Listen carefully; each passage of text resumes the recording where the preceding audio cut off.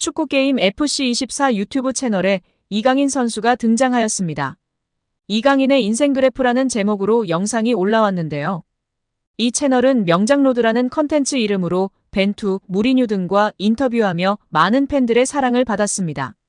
오늘은 이강인 선수가 나와 자신의 축구 인생에 대한 이야기를 하며 많은 팬들의 공감과 지지를 받고 있습니다. 이강인 선수와 배성재, 파비앙이 출연하여 이야기를 나눴는데요. 이강인 선수는 그때부터 생각이 제 아버지가 되게 스포츠를 좋아하셨고 축구를 좋아하셔가지고 태어나기 전부터 축구선수가 됐음 했었던 것 같아요. 슛돌이 시절이 인상 깊고 많이 기억나지만 태어났을 때부터도 인상적이었던 것 같아요. 배성재 아나운서는 슛돌이 다음으로는 2011년 발렌시아 유스라고 쓰셨는데요. 근데 사실 궁금한 건 요때 당시의 재능을 알아보고 얼마나 많은 클럽에서 연락이 왔었는지 궁금하거든요. 라며 질문을 이어갔습니다. 이에 이강인 선수는 많은 클럽에서 연락이 왔다기보단 제가 테스트를 받으러 갔었고 되게 신기한 게 한국은 태어났을 때부터 한 살이고 외국은 아니잖아요. 한국식 나이로 처음에 이야기를 해서 테스트를 한 살 많은 형들이랑 하게 되었어요. 정말 저만 요만하고 저보다 다들 머리 반 개 혹은 머리 한 개씩은 다 컸던 기억이에요. 처음 갔을 때, 와, 이 친구들은 진짜 잘하구나 라고 느꼈었던 것 같아요. 근데 그 이유 중에 하나가 저보다 한 살이 많잖아요. 그래서 그랬던 것 같기도 하고, 그렇게 보다가 거의 끝날 때쯤, 이제 제가 2001년생인 거를 클럽에서 안 거예요. 그래서 이제 마지막 날, 제 나이에 맞는 친구들이랑 해서 경기를 했었던 것 같아요. 그래서 어떻게 운 좋게 잘 돼서 이렇게 입단할 수 있게 되었던 것 같아요. 라고 발언했습니다. 이어 파비앙은 타국에서 생활하는 것이 저는 성인이 되어서도 힘들었는데 어린 나이에 힘들었을 것 같다. 어땠냐고 물었습니다. 이강인 선수는 너무 저는 어렸었던 것 같아요. 너무 어려서 별 생각이 없었던 것 같아요. 그리고 제가 혼자 갔다면 저는 절대 좋은 선수가 될 수 없었을 거라고 생각을 하고 있어요. 저를 만들어준 제일 큰 부분이 저는 제 가족이었던 것 같아요. 가족이 저한테 너무 큰 힘이 되어주었고 힘든 순간에도 그리고 좋은 순간에도 항상 제 옆에 있어줬던 가족이기 때문에 정말 가족이 큰 저한테는 큰 존재고 큰 역할을 해준 것 같아요. 누나들이랑 또 부모님들이 오히려 또 뒤에서 고생을 하셨을 수도 있고 그걸 이제는 특히 누나들은 솔직히 말해서 누나들도 어렸잖아요. 저는 이제 제가 축구를 하러 그리고 제가 좋아하는 거를 하고 제 꿈을 위해서 간 건데 누나들은 솔직히 말해 그 어린 나이에 친구들이랑 있는 것도 좋고 한국에서 할 것도 더 많고 그래서 결국엔 제 꿈을 위해 이렇게 같이 희생해 준 거에 대해 너무 저는 고맙게 생각하고 있어요. 이후 11살부터 쭉 해외에서 스페인에서 축구를 했는데 어떠셨나요? 라며 배성재 아나운서가 질문을 이어갔습니다. 이강인 선수는 스페인에는 항상 A팀과 B팀이 있어요. 스페인을 처음 갔을 때부터 어린 친구들도 A팀, B팀이 있어서 절대 어린 친구들이 긴장을 놓칠 수 없게 만드는 시스템이 있는데 이번 연도에는 A팀에 있는데 다음 연도에 B팀으로 가는 거는 그 어린 친구들한테도 창피한 부분이잖아요. 근데 그 선수가 그렇게 실력을 못 보여주면 다음 연도에는 방출을 당하거나 이렇게 되는 게 현실이잖아요. 저는 어렸을 때 내년에 내가 B팀으로 가면 어떻게 될까?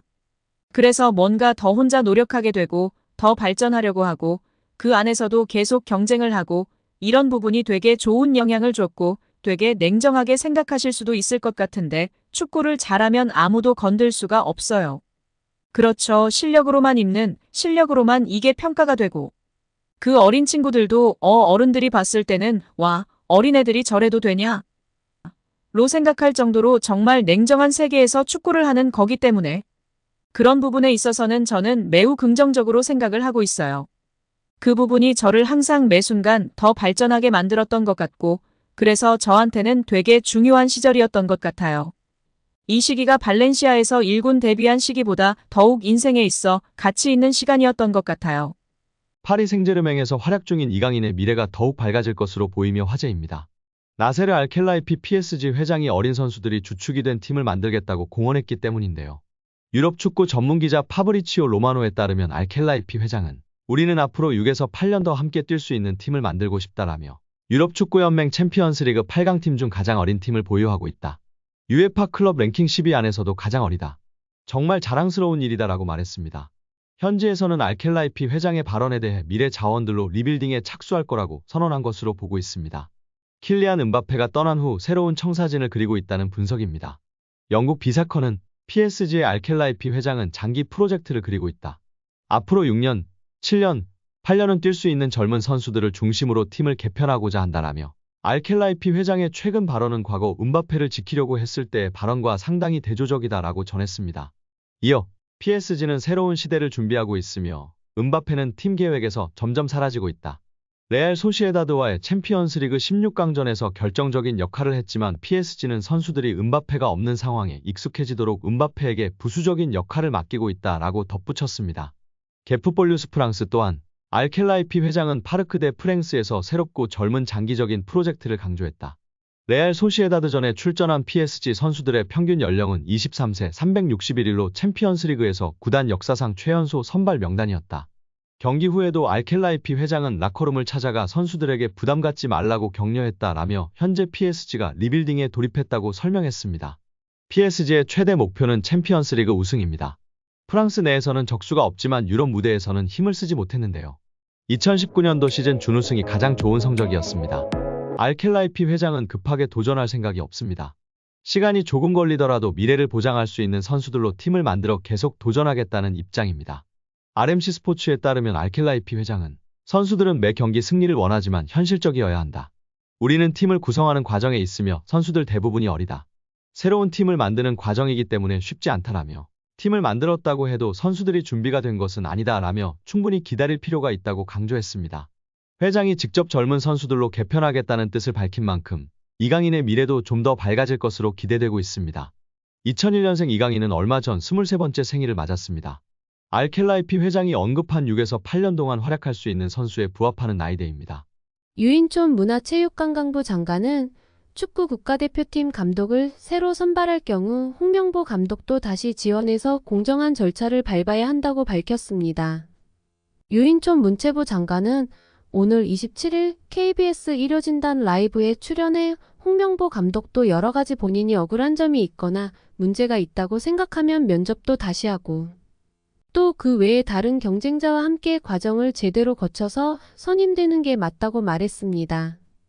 유인촌 장관은 또 최근 국가대표팀의 좋은 성적이 감독 선임 문제에 영향을 주지는 않을 것이라며 정상적인 과정을 거쳐 다시 태어나는 것이 좋을 것이라고 덧붙였습니다.